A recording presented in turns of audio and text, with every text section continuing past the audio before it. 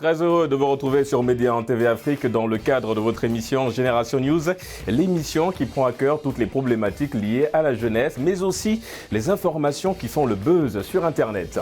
WhatsApp a tenté mardi 12 janvier de rassurer ses utilisateurs, inquiets à l'idée que la messagerie ne partage davantage leurs données personnelles avec sa maison mère Facebook. Les nouvelles conditions d'utilisateurs publiées par WhatsApp ont suscité un mouvement de panique et de record d'inscriptions chez les concurrents, en l'occurrence Signal et Telegram. Mais quels sont concrètement les nouveaux changements apportés par la nouvelle mise à jour de WhatsApp? Élément de réponse en première partie d'émission. Nous allons ensuite vous parler des nouveaux James Bond du numérique.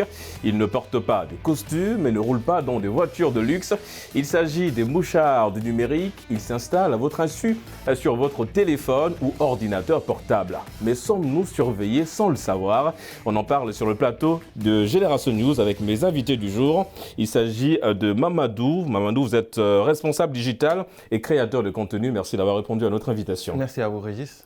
Nous avons également le plaisir de recevoir sur ce plateau Mohamed, vous êtes Boost with Facebook Trainer. En tout cas, merci d'avoir répondu à notre invitation. Mon anglais, il est un peu approximatif, comprenez, évidemment. Et sur le plateau, nous avons Elias, vous êtes spécialiste en intelligence artificielle. C'est un plaisir de vous recevoir sur le plateau de Génération News. Merci beaucoup, Régis. Nous allons terminer cette vague de présentation avec notre ami Gérard Dacosta. Vous êtes dans le domaine de la sécurité informatique. En tout cas, merci d'être des nôtres aujourd'hui sur le plateau de Génération News. Merci.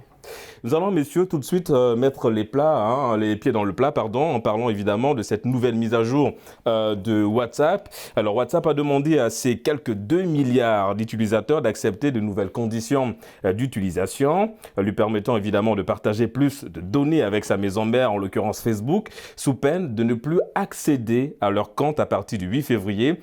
C'est quoi, on a parlé de données personnelles, mais c'est quoi une donnée personnelle, Elias? Pour en tout cas ceux qui ne connaissent pas, on va dire, la définition de cette donnée-là. Alors, merci beaucoup Régis pour cette invitation. Donc, en fait, une donnée déjà, c'est quoi? Une donnée, c'est juste, on peut dire, un élément d'une information. Il arrive qu'une donnée soit carrément une information. Mais une donnée, la définition la plus exacte, c'est un élément d'une information. Et quand elle est personnelle, c'est un élément qui peut permettre d'avoir des informations personnelles sur les gens, notamment des noms, tout ce qu'on peut considérer comme quelque chose de personnel chez un individu.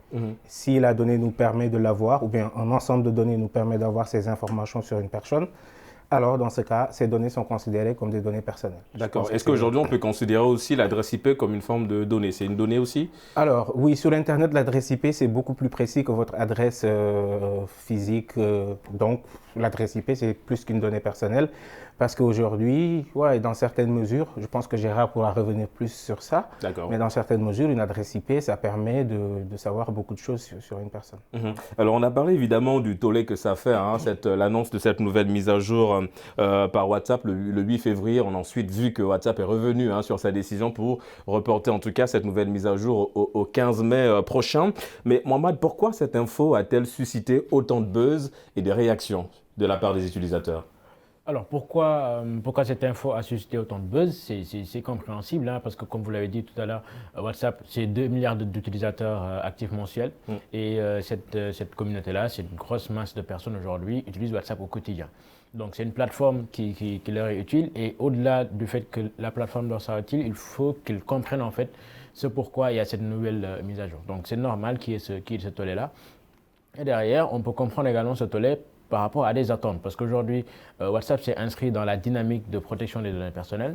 S'il y a une mise à jour également qui n'est peut-être pas claire de compréhension au niveau des utilisateurs, effectivement, c'est normal qu'il y ait ce tollé. Mais qu'est-ce qui va concrètement changer dans cette nouvelle mise à jour? Parce qu'évidemment, on a reçu tout ça, je pense que vous l'avez reçu, ce message-là sur WhatsApp, mais qu'est-ce qui va concrètement changer en termes de mise à jour? Alors, ce qui va changer concrètement, c'est un peu comment, en fait, nous interagissons avec les entreprises via WhatsApp. Donc, l'objectif, tout simplement, est de pouvoir personnaliser l'expérience de l'utilisateur avec une entreprise. Donc, toutes les données qui sont fournies aujourd'hui à la firme globale Facebook et qui passent par WhatsApp, en fait, ce sont des données qu'on peut considérer comme des données non sensibles. Pourquoi? Parce que ce sont des données qui permettent d'identifier une personne suivant ses besoins spécifiquement, ses centres d'intérêt, sa zone d'habitation, etc., avec l'adresse IP par exemple. Ces données bancaires pour faciliter les achats via WhatsApp par exemple. Donc ce sont des données qui aujourd'hui permettent de faciliter l'expérience de l'utilisateur envers les entreprises.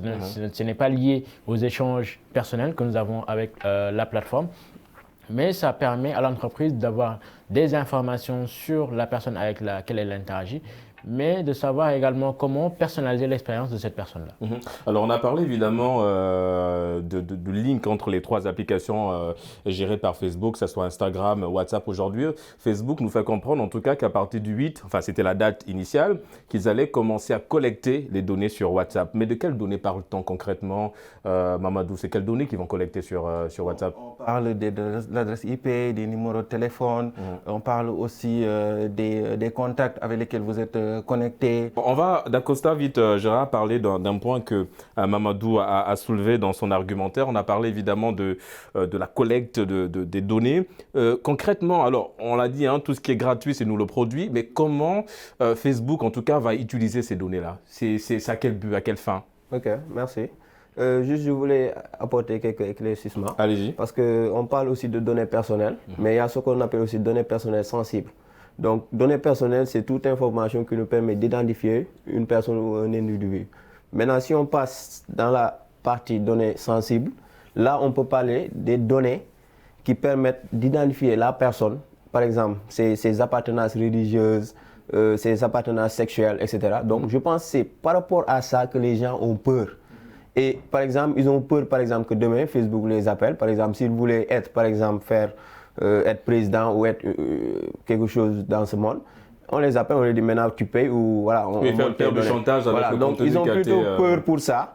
Et je pense, comme Sis l'a dit, pour la partie données personnelles, il y a longtemps que toutes les applications qu'on utilisent nos données personnelles, notre nom, etc. Même si on voit dans la vie courante, à l'école, on demande un registre où on met notre nom, prénom, etc. Et il y a une personne qui exploite ça. Donc, moi, la partie où je vais dire, c'est qu'eux, ils doivent, pour rassurer les utilisateurs, c'est présenter un moyen de mieux sécuriser ces données.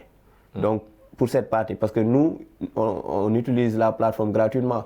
Et comme on le dit, quand c'est gratuit, c'est nous le produit. Il faut aussi qu'on s'attend à une partition aussi, parce qu'eux, ils ne peuvent pas mettre en place tout ce processus et que nous utilisons à notre aise, quoi. Oui, parce que nous, on donne, on fournit les données. Chaque jour, on donne gratuitement ces données-là à ces maisons-là. Et il y a une grosse, on va dire, firme, entreprise, c'est Starbucks, qui est beaucoup plus dans l'achat des données ciblées, pour en tout cas essayer de vendre le produit. On va revenir à cette mise à jour de WhatsApp. Alors, Mohamed a parlé tout à l'heure, évidemment, de remettre un petit peu, faire avancer le logiciel, en l'occurrence l'application WhatsApp. Rassure-nous, Elias, WhatsApp ne va pas lire le contenu de nos messages. Parce que la crainte aussi des utilisateurs, c'est à ce niveau, du moins l'incompréhension, c'est à ce niveau-là. Alors, il y a quelque chose de très important à savoir sur les applications qu'on utilise. C'est que si l'application n'est pas ce qu'on appelle open source, on ne peut pas dire avec garantie qu'elle fait telle chose et qu'elle ne le fait pas. WhatsApp a dit ouvertement qu'ils ne peuvent pas lire nos messages, ils ne peuvent pas écouter nos vocaux. Et donc, ils ont un système de codage de tout ça qui permet qu'aujourd'hui, même si on l'intercepte, on ne peut pas savoir le contenu. Mais il faut savoir quelque chose de très important. Parfois, le plus important, ce n'est pas le contenu du message, mais c'est l'heure à laquelle le message est envoyé. Parfois, ça, c'est plus important. C'est ce qu'on appelle les métadonnées. C'est-à-dire, WhatsApp aujourd'hui, pour savoir à quelle heure le message est envoyé. WhatsApp peut savoir quelle est la photo de profil de la personne qui a envoyé le message, à quel moment cette personne s'est déconnectée pour la dernière fois. Ça, c'est ce qu'on appelle les métadonnées. Donc oui, on ne peut pas connaître le contenu de ce que WhatsApp dit, encore une fois, mais on peut connaître tout ce qui englobe ce contenu-là, toutes les informations qui tournent autour de ce contenu. Et après, aujourd'hui, on sait, avec l'avancée de la technologie, c'est facilement, on peut, même si on ne peut pas connaître exactement le contenu, on peut classifier le contenu. Ça, un message, par exemple, typiquement qu'on envoie la nuit, une personne qui a, je ne sais pas, qui a moins de 18 ans. Bref, ça montre en fait que connaître finalement le contenu, ce n'est pas ça le plus dangereux. Ce que WhatsApp, à mon avis, n'a pas le droit, c'est de savoir tout ce qui tourne, tout ce qui gravite autour de ces messages. Et vous pensez que la nouvelle mise à jour va aller dans ce sens-là, de collecter ce genre de données-là? Moi, je pense que tout à l'heure, on a demandé ce qui a changé dans les policies de WhatsApp pour que les gens cliquent ce tollé-là. La nouvelle mise à jour, le problème, c'est, pour moi, il y a deux problèmes. Le contenu d'abord du texte, du règlement, il y a un problème. Je vais y revenir tout à l'heure. Oui, parce qu'on a l'impression que c'est unilatéral, hein, c'est-à-dire qu'ils ont pris la décision et on impose aux utilisateurs quelque Exactement. part d'accepter. Déjà, le contenu est un problème, mais la manière d'accepter, c'est un problème. Ils nous disent soit vous acceptez, soit vous sortez. Mais dans le contenu, WhatsApp, avant cette mise à jour, WhatsApp avait bien mentionné dans le contenu qu'ils tiennent aux données personnelles des individus et qu'ils ne vont jamais les partager ou bien qu'ils ne vont jamais en fait lire le contenu, ce genre de choses. Mais dans ce nouveau règlement, c'est enlevé. Cette phrase, on ne la retrouve plus. Si tu peux lire, tu ne retrouves plus. Déjà, c'est enlevé là où c'était. Peut-être on a pensé que ça a été déplacé dans le texte, mais ce n'est plus dans le texte. Autre chose, ils avaient dit que WhatsApp ne va pas faire des publicités ciblées. Donc, qui parle de publicité ciblée parle de partage d'informations à d'autres boîtes. En l'occurrence, la vente des données personnelles. Exactement. Ils avaient dit qu'ils n'allaient pas faire de publicité ciblée. Et cette fois-ci, ils sont revenus dans le texte, ils ont dit « nous ne le faisons pas encore, mais si l'occasion se présente, il se pourrait qu'on le fasse ». Donc ça veut tout dire en fait. Ça veut dire qu'ils attendent juste d'avoir des signatures de contrat pour le faire. Donc pour moi en fait, effectivement, le contenu de ce texte pose problème. Aujourd'hui, WhatsApp, dans le contenu, ils ont été clairs quand même, ils ont été assez honnêtes, mais ça pose problème. Et justement, en parlant de produits, allez-y Mohamed. Oui, alors dans cette partie-là, effectivement, lorsqu'on parle de données qui sont partagées, lorsqu'on parle de ce qui rassure un peu les utilisateurs, en fait, c'est qu'aujourd'hui, la crainte globalement, enfin, le niveau de compréhension de tout le monde, c'est par rapport aux messages typiques. Quel est le contenu de ces messages-là? Ça, c'est la crainte de tout le monde. Maintenant, nous, peut-être qui sommes dans le domaine, on peut aller au-delà. Mais tout ce qu'on sait là, à l'instant T, c'est qu'aujourd'hui, WhatsApp n'a pas accès à ces messages-là. Ça, on sait que ces messages sont codés de bout en bout. C'est un message, je rappelle d'ailleurs, qu'on voit assez souvent. Mais après, aujourd'hui, comme je l'ai dit tout à l'heure, pour personnaliser effectivement l'expérience, et je rappelle d'ailleurs que ceci n'est destiné que par rapport aux échanges en fait, entreprise vers utilisateur. Parce qu'on voit souvent aujourd'hui, WhatsApp devient de plus en plus une plateforme e-commerce. On voit sur les stories, etc., les statuts que les gens partagent de mieux en mieux des produits qu'ils vendent, etc. Exactement. Ouais. Et WhatsApp, de base, il était devenu une plateforme de messagerie. Donc là, on assiste à un déploiement massif de la plateforme qui s'entête à devenir une plateforme e-commerce. Et au-delà, d'ailleurs, c'est ce qui a amené la naissance de WhatsApp Business. Donc, si aujourd'hui, WhatsApp Business peut permettre à des gens d'accéder à des produits ou des services et qu'ils aient la possibilité de payer directement via WhatsApp à travers leur carte bancaire, etc., que ces informations-là puissent permettre de mieux faciliter ces achats-là ou bien que les gens puissent quand même aller au mieux à cette plateforme e-commerce-là, pourquoi pas? Après, d'ailleurs, effectivement, les craintes sont compréhensibles. Hein. Les craintes sont compréhensibles. Aujourd'hui, comme vous l'avez dit, effectivement, lorsqu'un produit il est gratuit, c'est parce que nous sommes nos produits. Mais nous avons accepté quelque part de le produire en en fournissant des données.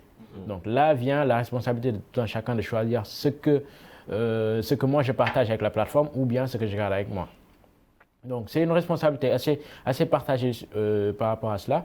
Mais tout compte fait, ce qu'il faut comprendre aujourd'hui, c'est que tout ce qui se fait en termes de mise à jour, tout ce qui se fait en termes d'amélioration, en fait, a été écrit. Comme tu l'as dit, effectivement, WhatsApp a été bien clair là-dessus. Mais moi, je trouve que le problème, en fait, c'est sur la partie communication. Comment ils ont communiqué sur la chose.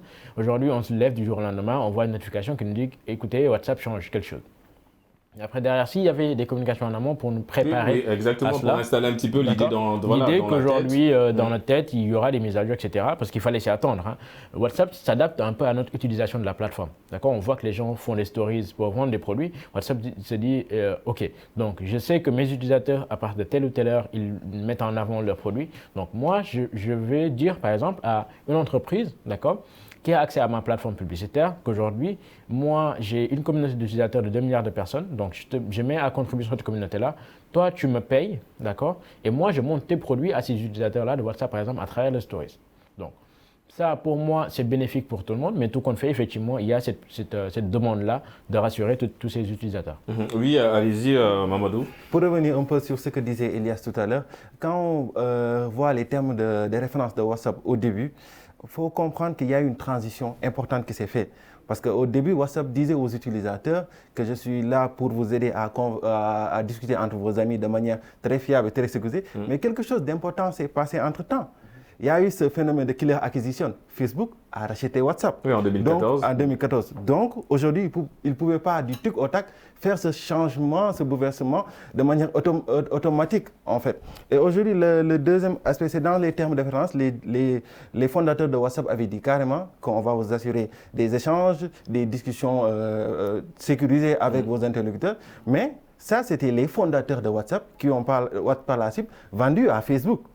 Aujourd'hui, la philosophie de Mark Zuckerberg et des fondateurs de Facebook, en quelque sorte, c'est que le contenu doit être protégé, certes, mais il faut qu'il soit valorisé à un certain moment.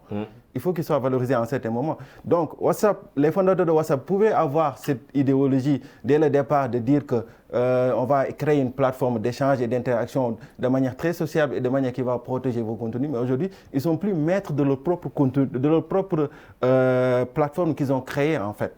Mark Zuckerberg, dans sa tête aujourd'hui, il a racheté WhatsApp. Il a racheté Instagram. La seule entité qui a réussi à ne pas être rachetée, c'est Snapchat.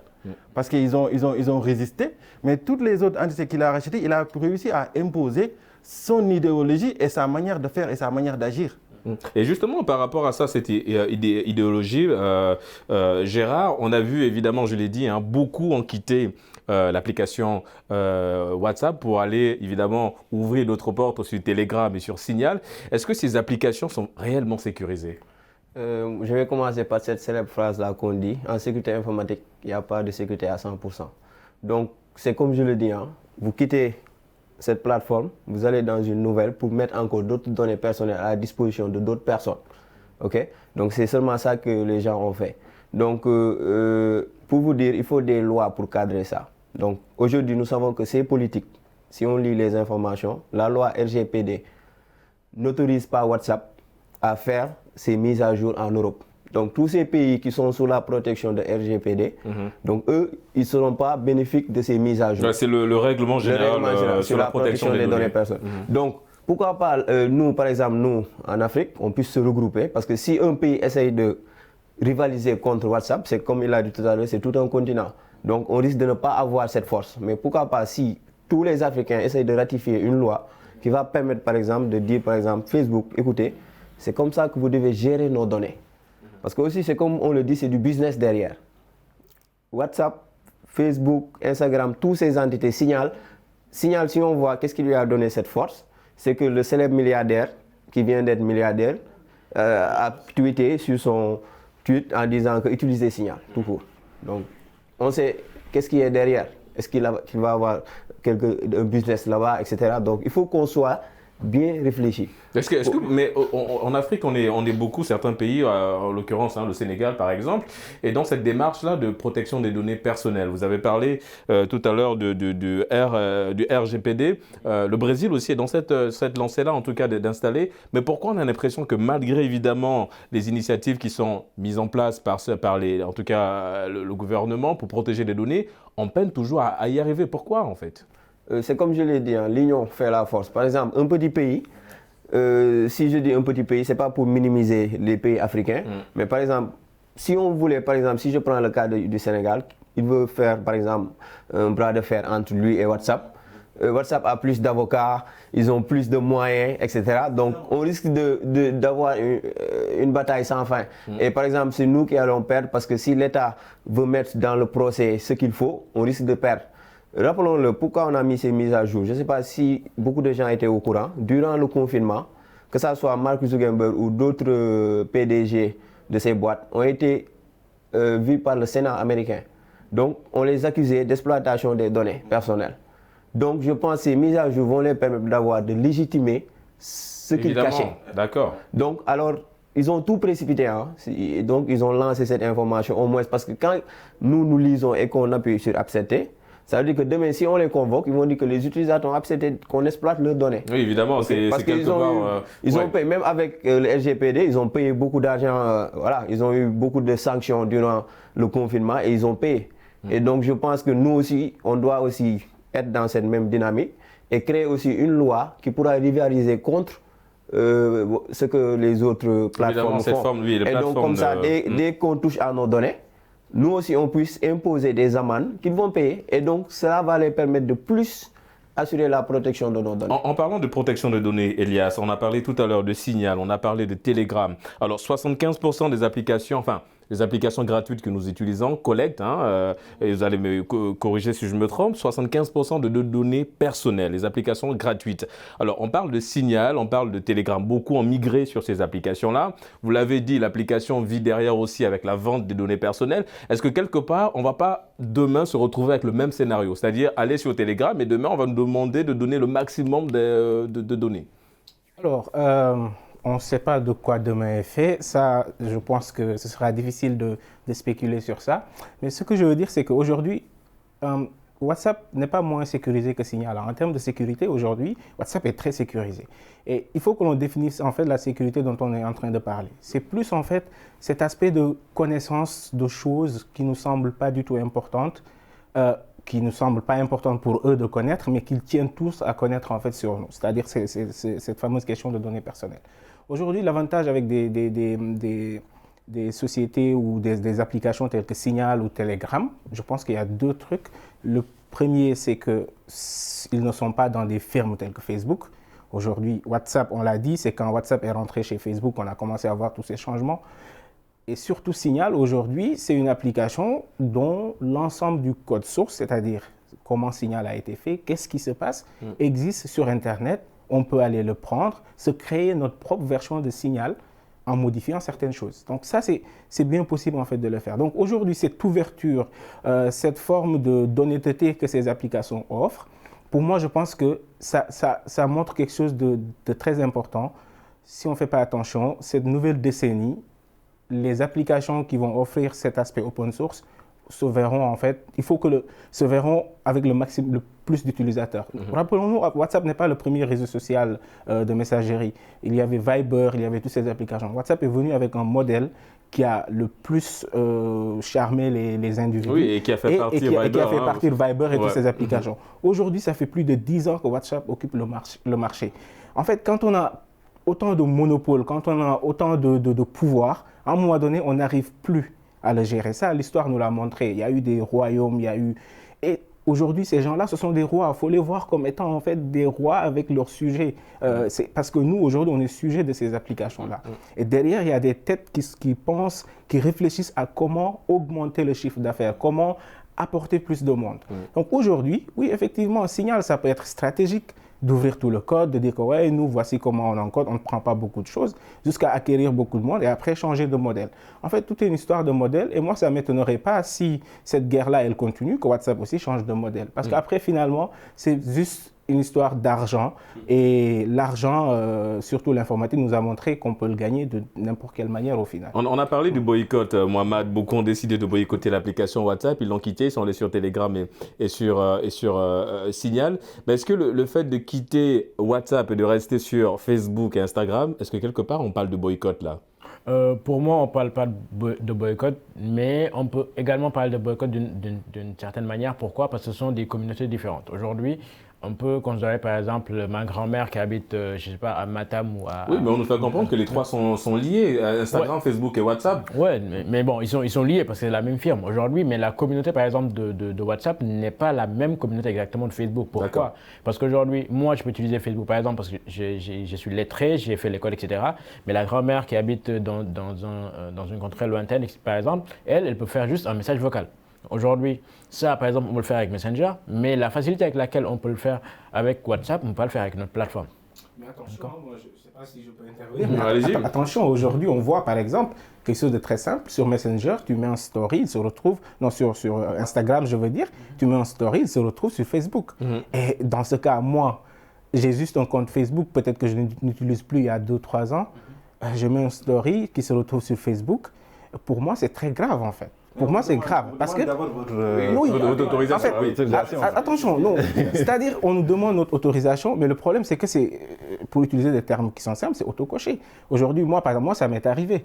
Une fois, je le voulais. Je l'ai fait, mais après, ils mémorisent cette information et c'est fini. Dès que tu leur donnes l'autorisation, toi, tu leur donnes l'autorisation de le faire aujourd'hui, eux, ils disent « Ah non, il m'a donné l'autorisation, je vais le faire tout le temps maintenant. » À moins que tu reviennes leur dire « Non, je vous avais donné l'autorisation, maintenant ne le faites plus. » C'est comme si je te dis « Diane, je t'invite chez moi aujourd'hui pour manger. » bah toi, chaque jour, tu viens. Tu me dis, non, mais tu m'as invité une fois, je vais venir tous les jours.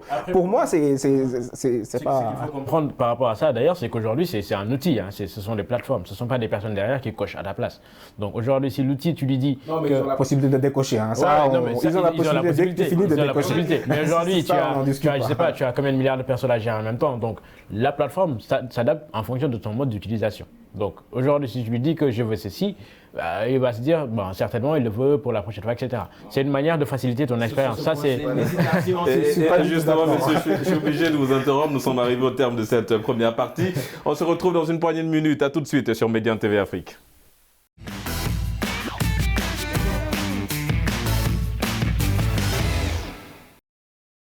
De retour sur le plateau de Génération News pour la deuxième et dernière partie d'émission. Monsieur, nous allons tout de suite parler de ce phénomène aussi, en tout cas qui inquiète aussi les utilisateurs. On parle des logiciels espions. Mamadou, pourquoi le marché de ces logiciels-là est-il aujourd'hui, on va dire, un peu florissant ? En fait, ce à quoi on est en train d'assister, c'est que sur le net, la majorité des utilisateurs se rendent compte qu'ils sont face à des programmes qu'ils veulent utiliser parce que c'est gratuit. Mais le souci, c'est que derrière, il y a tout un marché, parce qu'il y a derrière des gens qui veulent se faire de l'argent de manière gratuite et il y a des acheteurs qui le font, en fait. Récemment, on a assisté à le FBI, je pense, a fait tomber la plus grande plateforme de Darknet au monde. Donc, ce à quoi on assiste aujourd'hui, c'est que les utilisateurs offrent à certaines des opportunités parce qu'ils téléchargent des applications sans pour autant vérifier. Parce que la majorité des Sénégalais, je prends l'exemple des Sénégalais, ils téléchargent une application qui permet d'identifier celui qui appelle sans pour autant connaître quel est le moyen utilisé pour pouvoir recueillir autant d'informations. En Exactement. fait. Donc, c'est les utilisateurs qui offrent à ces gens toute cette opportunité pour qu'ils puissent avoir accès à tout ce données. En fait. Pourtant, on s'en est rendu compte lorsque Snowden avait lancé l'appel par rapport au prisme il y a longtemps. Aujourd'hui, on est à une étape où les informations sont beaucoup plus détaillées et que les consommateurs ne s'en rendent pas compte, mais ils sont devenus les fournisseurs de manière gratuite d'une certaine information sans pour autant le vouloir, bien sûr. Et par rapport à tout ça, Gérard, sommes-nous surveillés sans que nous-mêmes nous le sachions? Oui, je dis oui et non.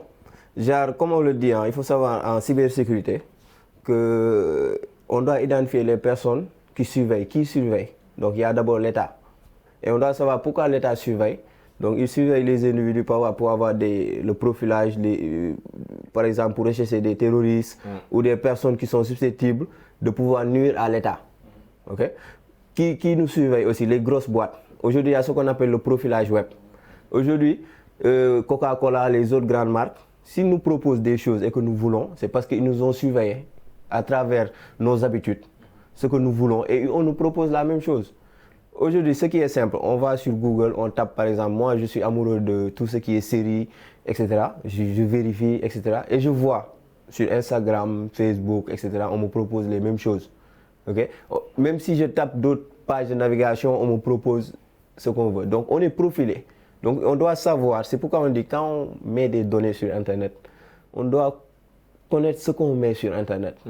Et nous savons qu'on a créé presque aucune plateforme. Peut-être j'ai vu des plateformes africains qui ont été créés, mais les gens ne l'utilisent pas. C'est vrai qu'il n'y a pas beaucoup de communication autour de ces plateformes. Et également. Donc, il faut qu'on puisse avoir cette sensibilisation-là derrière. C'est bon d'utiliser, mais il faut savoir ce que vous mettez comme contenu à l'intérieur. Il ne faut pas mettre tout ce qu'il faut. Par exemple, moi, je vois des couples qui vivent grâce à ces réseaux sociaux. Des couples qui sont à distance. Par exemple, là, voilà. Il y a aussi des personnes qui font du vrai business grâce à ces réseaux sociaux. Et il y a beaucoup de choses. Donc, du jour au lendemain, l'exemple le plus simple, il y avait Mac, Apple. Donc, eux, on disait que leur plateforme était sécurisée. Il y avait une dame qui mettait, par exemple, du n'importe quoi. Un jour, elle a vu toutes ces vidéos en ligne. Ouais, c'est vrai, il y avait eu le phénomène aussi où les comptes iCloud ont été il faut qu'on soit piratés. Prudent sur ce qu'on met. Okay? Parce que c'est des réseaux sociaux. C'est comme je l'ai dit, les réseaux sociaux ne sont pas nos amis, ils ne sont pas nos confidents, ils ne sont pas nos papas ou nos mamans. On doit être posé et contrôler les données que l'on met. Mais hélas, la génération en parlant actuelle... de contrôler les données, on a parlé de ces logiciels espions, Elias. Alors, Edward Snowden disait le premier espion, c'est notre téléphone portable. Vous êtes d'accord avec lui? Bien sûr, je suis d'accord. Et aujourd'hui, au monde où on parle d'IoT, c'est même au-delà du téléphone portable. Ça peut même être des lunettes que tu portes. Donc en fait, vous savez, la surveillance... Ah, on est vraiment dans le James Bond. Vous savez, la surveillance, elle a toujours existé. Et même avant la technologie, elle a toujours existé. Dans le passé, dans l'histoire, avant, peut-être c'était les pauvres, les démunis qui étaient surveillés. Pendant le temps des royaumes, tout le monde a une fois été surveillé. Ce que la technologie a fait, c'est que ça a ouvert en fait le champ, ça l'a ouvert et c'est devenu extrêmement grand et illimité. Et aujourd'hui, la technologie aussi a donné aux utilisateurs une certaine liberté, une certaine forme de liberté de faire un peu ce que tu veux. Et donc, les craintes sont beaucoup plus grandes. Ouais. Ce qui se passe, en fait, c'est que aujourd'hui, si on veut éviter d'être surveillé, que l'on n'ait pas un outil technologique, en réalité. Là, ça va être difficile. Il ne faut pas penser que quand on a un petit téléphone qui coûte 5 000 francs, qui n'est même pas un smartphone, on n'est pas surveillé, on a la possibilité d'être surveillé. Mais moi, je pense que la surveillance en tant que telle n'est pas un si grand problème que ça. Pour moi, le plus grand problème, c'est à quel but, en fait, on est surveillé. Okay? Moi, par exemple, je n'ai pas de problème à ce qu'une grande firme ou que l'État cherche, en fait, quel est le contenu de mon message. Si je sais que je suis nickel, je ne dis pas des choses qui offensent l'État et tout, ce n'est pas grave. Mais aujourd'hui, j'ai des problèmes à ce qu'une communication que j'ai avec Régis, en tant qu'ami, on discute, que ça soit utilisé à des fins commerciales. Pour moi, en fait, je le vois comme de l'arnaque, vous voyez. Mais aussi, de l'autre côté, c'est des business qui doivent tourner et on ne paye pas pour ça. Donc oui, ils ont des modèles qui sont axés sur ça.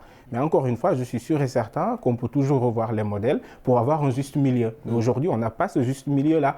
Nous, on est exploités beaucoup plus que nous, on exploite ces outils-là. Beaucoup plus. Et pourtant, on ne le sait pas parce qu'on est tellement émerveillé par le confort que ça nous donne. Oui, évidemment. La gratuité aussi, la disponibilité, parce que voilà, c'est facile à télécharger, installer sur le téléphone. Mais derrière, comme on l'a dit, c'est nous le produit. Ouais. Sur Internet, il n'y a personne, il n'y a aucune firme qui peut aujourd'hui garantir la sécurité totale. On a vu des lives où des hackers démontre en fait des séances de pénétration sur des systèmes de l'armée américaine ou de l'armée israélienne. Vous voyez, en fait, c'est-à-dire que des gens que l'on pensait être les plus sécurisés au monde, aujourd'hui se font pirater. Angela Merkel a été mise sur écoute pendant des années sans pour autant le savoir. Ouais. Donc oui, il faut une bonne éducation autour de ça et que les gens sachent que, pour moi, en fait, la surveillance, on ne peut pas en fait ne pas être surveillé. Ouais, parce que ça va être compliqué quand même. On a parlé tout à l'heure des mouchards. Et ces mouchards, comme on l'a dit, deux fois, on l'installe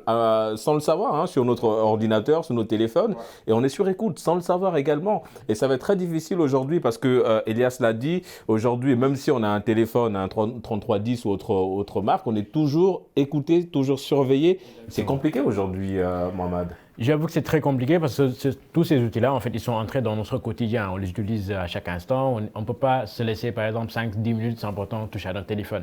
Mais après, ce qu'il faut comprendre, comme l'a dit Elias, tout est dans l'utilisation qu'on fait de ces plateformes-là.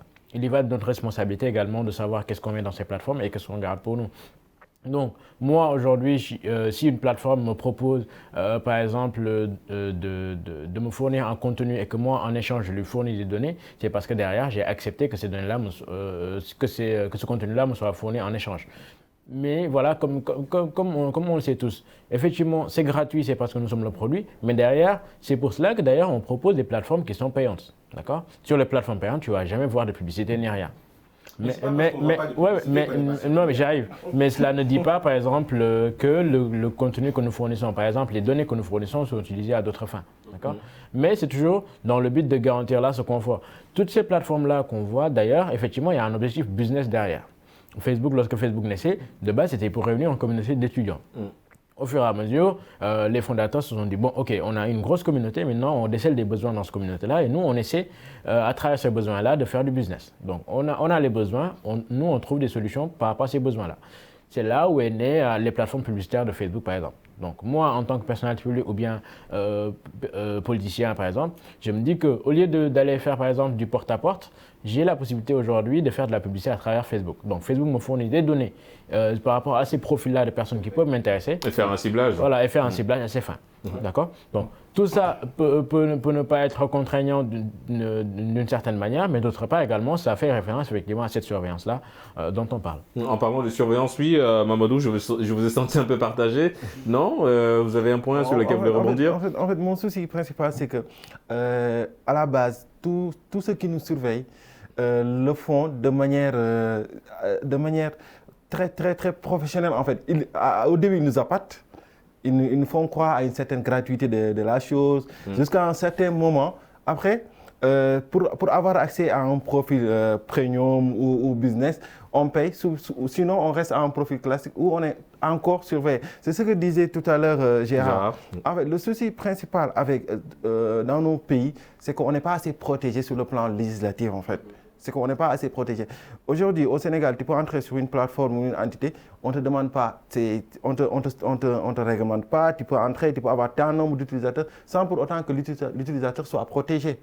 Et en fait, le souci aussi, c'est que l'utilisateur, il ne sait pas à quel point il est surveillé. Moi, aujourd'hui, si une plateforme, entre guillemets, me dit tu as parcouru tant nombre de kilomètres... Oui, parce que ça, c'est notre ami Gmail qui nous envoie à chaque fois, évidemment. Et ça, c'est assez perso. Moi, je l'ai reçu et ça m'a fait peur de savoir, en fait, que Gmail a, entre guillemets, enregistré mon parcours des endroits où je suis allé et on m'envoie en fin de semaine en me disant « Monsieur Moukila, vous êtes allé à tel endroit, tel endroit, tel endroit. » Pour moi, il y a plus grave en fait que de savoir où est-ce que vous êtes allé. Regardez les assistants vocaux en fait qui sont tout le temps avec nous. Un assistant vocal, on te dit il faut utiliser tel mot pour qu'il se réveille. Mais comment est-ce qu'il sait que c'est tel mot qui a été utilisé? C'est parce qu'il écoutait tout le temps. Ce qu'il écoute, il le processe, il le traite. Quand il le traite, il n'y a rien qui nous assure qu'il ne l'envoie pas dans une certaine base de données quelque part. Ok? Même pour faire plus simple. Tu fais un call Google Meet, par exemple, ton micro il est off. Tu fais un petit bruit, le micro il te dit si vous voulez parler, activez votre micro. En fait, sur ce point-là, il faut savoir quelque chose. Sur ce point, il faut savoir qu'en fait, en technologie, on te donne juste une simulation de quelque chose, mais en réalité, la chose, elle n'existe pas. C'est-à-dire suppression, ou bien mon micro, il est off. En réalité, il n'est pas off. C'est juste que les autres ont fait de telle sorte qu'ils ne t'entendent pas. Mais est-ce que ça rentre dans les bases de données? Effectivement, oui, parce que le micro même te dit, tu es en train de parler, peut-être que tu devrais le désactiver. Donc ça veut dire que si mon téléphone, je suis avec mon téléphone, s'il est éteint, on peut toujours m'espionner, toujours écouter. Alors, ça dépend. Moi, en fait, aujourd'hui, là, j'ai éteint mon téléphone, mais qu'est-ce qui me dit qu'il est éteint? Qu'est-ce qui me dit que c'est pas juste on m'a mis un écran noir et que les touches ont été bloquées pour que ça ne puisse faire aucune action, jusqu'à ce que je fasse une action longue pour que ça s'allume? Il n'y a rien qui me le dit, en fait. Vous voyez? En fait, c'est une notion de suppression. Finalement, on doit se demander, est-ce que nous, le fait d'aller effacer un tableau, c'est la même chose que d'aller effacer une photo dans un téléphone? C'est pas du tout la même chose. Il faut une éducation par rapport à ça. Allez-y. En disant que sur le net, comme je le dis, c'est plus facile d'aller sur Sandaga, de marcher tout nu. Après, c'est ces personnes-là qui vont regarder. Après, d'ici quelques mois, ils vont oublier. Que d'aller sur le net et de faire tout nu, vous allez voir des milliers et des milliards de personnes vont garder non seulement votre tête et vont s'en souvenir pendant des années et des années. Juste pour évidemment, vous dire tout ce qui est sur Internet, ça reste. Ça reste. Donc, là, c'est comme il l'a dit, quand on supprime, c'est de quel côté on est. On peut supprimer, ok, ce n'est plus dans notre messagerie, etc. Mais dans leur base de données, ils sont. Parce qu'ils ont des algorithmes. Peut-être il va intervenir sur l'intelligence artificielle. Il faut que ces algorithmes apprennent. Parce qu'ils ne pourront pas recruter des milliers de personnes pour gérer tous ces milliards d'utilisateurs. Donc, c'est des machines qui sont derrière pour apprendre ce que l'utilisateur veut.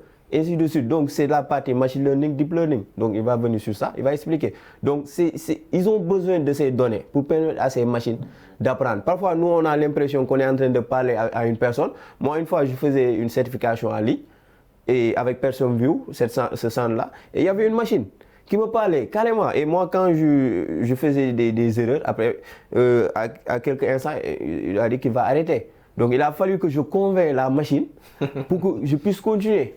Et il y avait un chat qui, voilà, et c'était pas une personne. C'est grave, je ne sais pas si vous vous rendez compte, mais il utilise des mots que l'on devrait utiliser avec un humain. Il a fallu que je convainc la machine. En fait, pour moi, ce n'est plus la surveillance le problème, mais c'est plutôt quelle est la relation qu'on entretient avec ces gadgets qu'on utilise en réalité. Moi, mon fils à la maison, s'il grandit, qu'il trouve un Google Home là-bas, un assistant, il a grandi, il m'a vu en train de parler avec l'assistant, de lui dire est-ce que tu peux me planifier tes rendez-vous, est-ce que tu peux faire telle chose. S'il grandit, il voit cet assistant comme un être humain en fait. C'est-à-dire que pour lui, cet assistant fait partie intégrale de la maison. Famille. Il peut se confier à cet assistant. Il peut venir lui dire, il peut même vouloir plus se confier à cet assistant que moi, parce qu'il va se dire finalement, celui-là ne parle pas en fait. Lui, tout ce que tu lui dis, il a la notion de secret.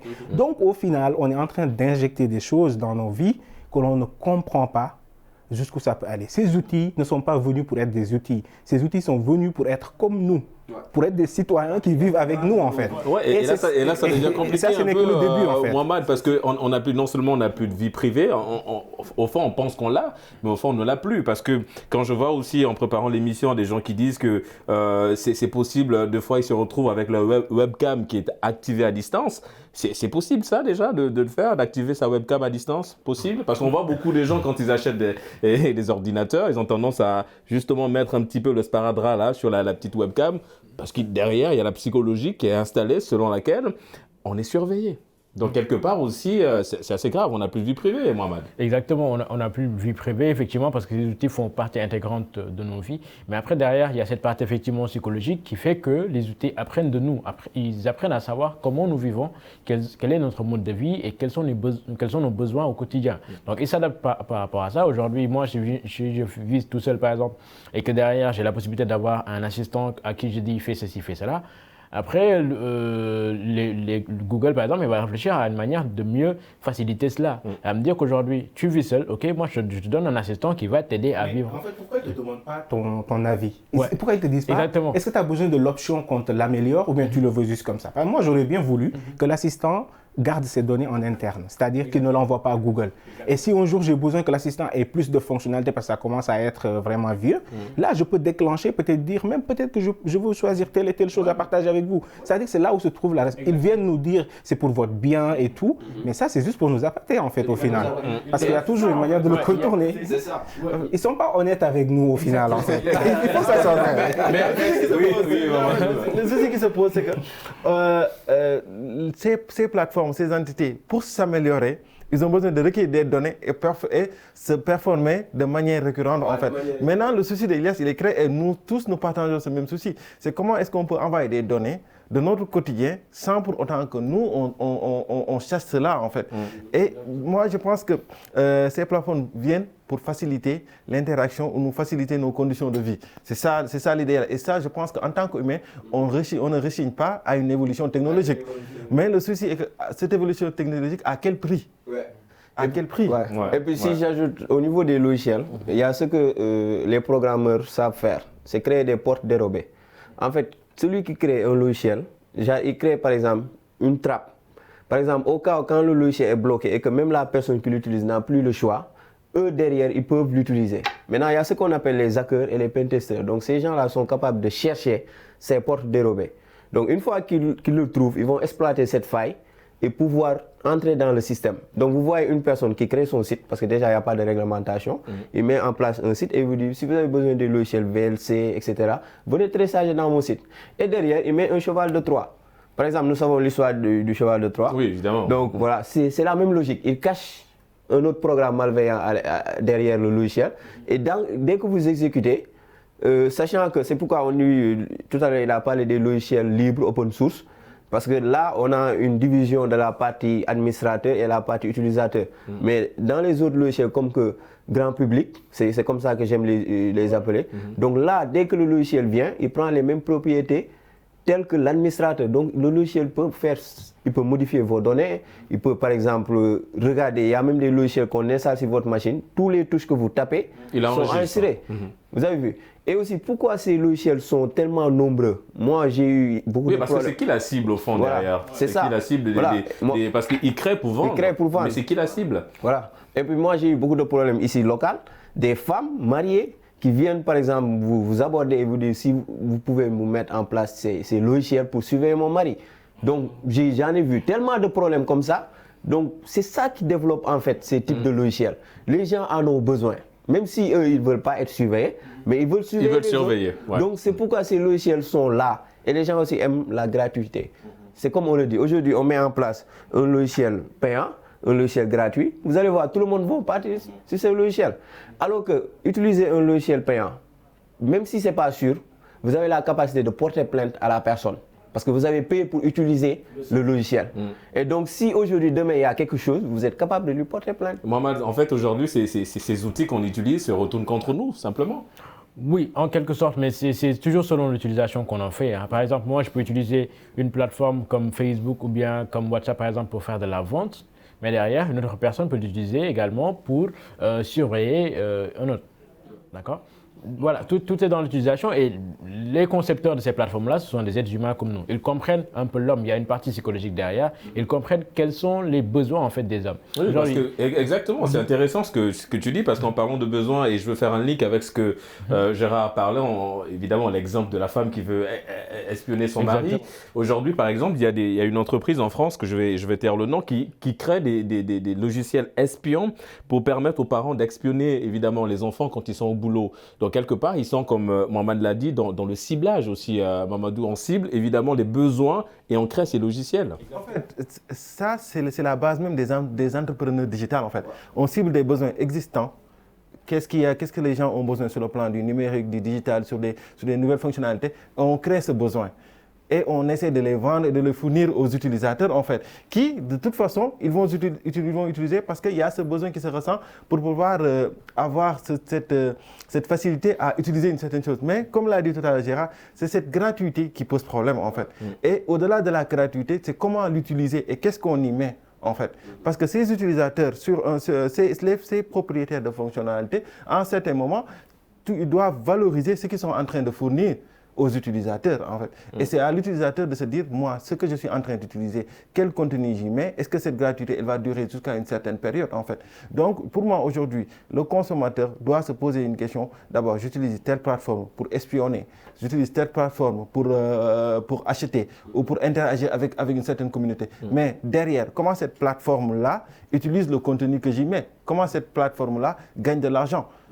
En fait, c'est ça le problème. Moi, en tant qu'utilisateur normal, je peux dire je partage des informations, je communique, mais quelqu'un d'autre peut avoir une autre compréhension de l'utilisation de cette plateforme. Il faut se dire que sur le net, c'est comme sur le monde réel. Il y a des gens mal intentionnés, il y a des gens qui l'utilisent de manière normale. Donc, les gens mal intentionnés, de toute manière, ils vont l'utiliser pour en tirer des revenus, pour arnaquer des gens ou quelque chose de la sorte, en fait. C'est ça qu'il faut se rendre, c'est ça qu'il faut se convaincre. Donc, pour moi, je pense que quand on est sur Internet, on doit se dire qu'il y a des méchants. Comme il y a des bons gars. Mais les méchants de tous ceux... Évidemment, faire gaffe à ce qu'on balance sur les réseaux sociaux, sur Internet de manière générale, comme information. Elias, on a parlé, alors toi tu es dans le domaine de l'intelligence artificielle, tu vas nous rassurer. On a parlé tout à l'heure sur le plateau de manière ramassée. Évidemment, il y a des logiciels espions qui sont là, on nous écoute, on est surveillé, entre guillemets. Mais comment le savoir? Est-ce qu'il y a des logiciels aujourd'hui, moi par exemple, est-ce qu'il y a un truc je ne sais pas, qui va me permettre, moi, de savoir si je suis surveillé ou pas? Alors, je ne sais pas s'il y a des outils qui permettent de le savoir, mais ce que c'est qu'aujourd'hui, il serait difficile, en fait, de concevoir un outil qui permettrait de savoir qu'on est écouté. Okay? En fait, pourquoi? On peut déceler des comportements de notre outil qui ne sont pas normales. Par exemple, la machine qui est lente. Oui, par exemple, une batterie qui se décharge très très rapidement, ou bien je vois souvent des pop-up qui apparaissent, ou bien mes applications qui sont lentes, ce genre de choses. Mais au final, est-ce que ce n'est pas ton téléphone qui est vieux? En fait, c'est-à-dire que si on se base sur ces caractéristiques, ce n'est pas déterministe. Donc aujourd'hui, vous savez, dans les domaines de l'informatique, la sécurité, c'est le domaine le plus critique en fait. Il est critique parce que il faut toujours un périmètre, parce qu'il y a toujours un périmètre où on peut se limiter. On ne peut pas l'assurer à 100%. Aujourd'hui, moi, si je te fais un outil, je te dis, ouais, ça va te permettre de te protéger, il y a toujours une limite et il y a toujours des stratégies qui sortent pour contourner ça, en fait. Donc, finalement, la meilleure manière de se protéger, c'est d'abord d'être conscient de ce que ces outils peuvent faire et de quelle est la responsabilité qu'on a envers tout ça, et aussi d'éviter au maximum d'y être juste pour traîner. Internet, on dit souvent, c'est la rue, mais c'est plus que la rue. Ce n'est pas une rue où on traîne quand on n'en a pas le besoin, en fait. Okay? Ce n'est pas une rue où tu peux sortir, mettre ta chaise, être en culotte et boire du thé, en fait. Tu vois? En fait, pour moi, Internet, il faut qu'on se rappelle de l'utilité d'Internet. C'était un outil de travail. C'est un outil en fait qu'on doit utiliser que quand on en a besoin et garder nos interactions sociales au maximum que l'on connaissait avant. J'ai envie de discuter avec Mohamed d'un certain sujet sensible. Au lieu de faire un call Google Meet ou bien un call WhatsApp, si Mohamed est dans le même coin que moi, me déplacer, aller le voir, faire à la manière traditionnelle, c'est toujours plus sécurisé. Et encore une fois, quand vous le faites, éteignez vos téléphones. Et même, est-ce que les téléphones sont éteints? Finalement, on est arrivé à... Voilà, en fait, il ne faut pas verser dans la panique quand même, mais c'est juste pour montrer à quel point aujourd'hui la technologie est rentrée dans notre vie. Okay? Toi, quand tu te déplaces pour aller voir Mohamed, parce que justement tu ne veux pas l'appeler au téléphone, tu utilises une voiture de type Ford ou Chevrolet qui a un système qui sait où est-ce que tu es parti, à combien de temps tu as fait là-bas. Avec juste ces informations, on peut estimer que tu n'as pas beaucoup discuté avec Mohamed.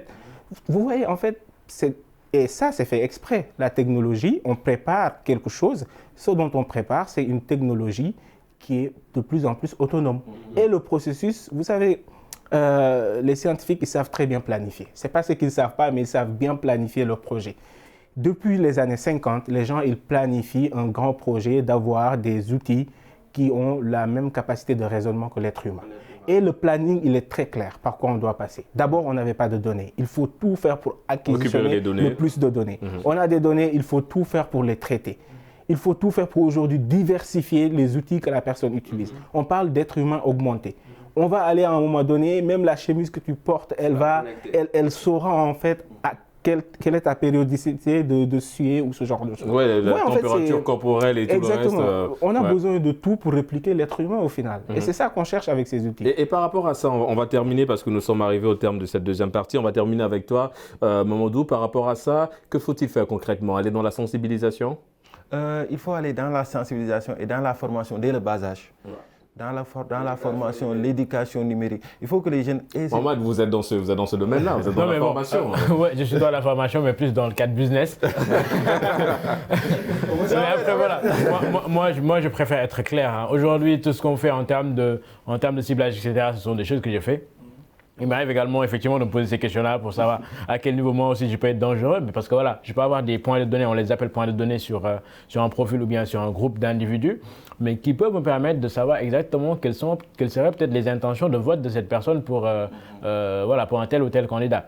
Parce que voilà, les plateformes nous fournissent ces données-là, mais elles nous les fournissent à travers les utilisateurs qui aujourd'hui ont donné leur accord pour ça. D'accord, donc en tout cas, Mohamed nous espionne. Ça, en tout cas, nous sommes arrivés malheureusement au terme de cette émission. Merci à Mohamed, à Mamadou, merci d'avoir participé à cette émission. Elias, ça a été un plaisir de te recevoir. Gérard Dacosta, ça a été également un plaisir de te recevoir sur le plateau de Génération News. C'est la fin de cette émission. On se donne rendez-vous la semaine prochaine pour d'autres actualités liées à la jeunesse. Et d'ici là, gardez le sourire en compagnie de nos programmes.